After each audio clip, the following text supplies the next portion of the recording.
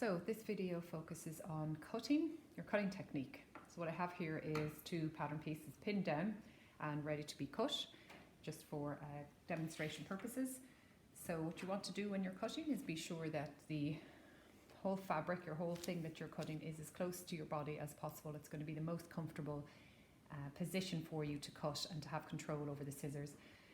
Sometimes it's not possible, sometimes things are laid out and there's a long lay and you have to reach a little bit out from your body to cut.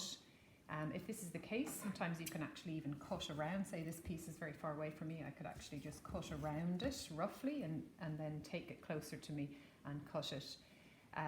So as much as you can, where possible, bring the pattern, attach the fabric as close as you can to your body. And then in terms of cutting, what you want to do is get in the habit of keeping your pattern piece and fabric flat on the table, and your scissors as well. If you have a nice slidey table like this, it's quite easy. So the scissors is flat and your hand keeps everything, the fabric flat, and you cut along. Okay, so as you cut, again, you want to keep your hand there to keep it as flat as possible. It's not possible to keep it 100% flat, but just as flat as you possibly can. And go along. Like for me, I'm finding like that might be a little bit hard to cut in that direction, so I might just come this direction. So I just go as comfortable into whatever position is as comfortable for me as possible, because I want my cutting to be accurate.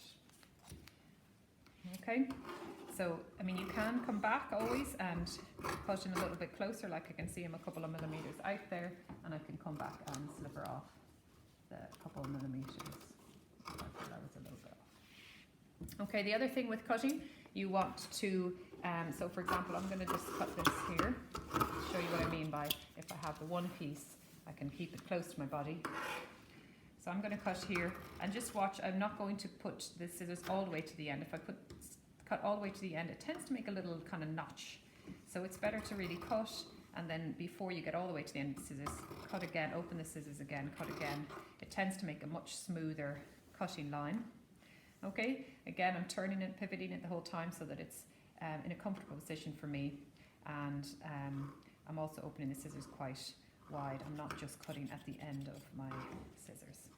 Okay, so the curves are a little bit harder. You just have to kind of practice your technique with, I suppose what I'm doing there is moving my hand around and the scissors at the same time, so it takes a little bit of practice, but just again, notice that I'm not at the end of my scissors and making lots of little snippy cuts there. Okay, so you end up with quite a smooth line, and then again, putting my hand there so that I can cut and pivoting it towards me as much as possible. Now with this kind of fabric, this is calico, it's very easy to do what I'm doing here, moving it all around, and so that might not be possible with more delicate and slidey sheer fabrics. You know, you won't be able to take the whole thing and move it, it will all go out of shape. So as you get into more advanced fabrics and more challenging fabrics, you can use a tissue to put underneath them. So the tissue looks a bit like this, it's tissue paper. And you can simply put it underneath slidey fabrics that move around, and it's sort of kind of grippy, and it grips the fabric and holds it in place, so you can then do kind of what I did, you know, move pieces around a bit more. So it's good to know of this tissue, which can help you with the more tricky fabrics. But yes, otherwise that should be an example of good cutting technique. So just remember, keep it as close to the body as you can, keep your scissors down on the table, keep your hand holding it down, and cut so that you don't snip all the way to the end of your scissors. So cut nearly all the way, then lift the scissors up again, cut again, and away you go.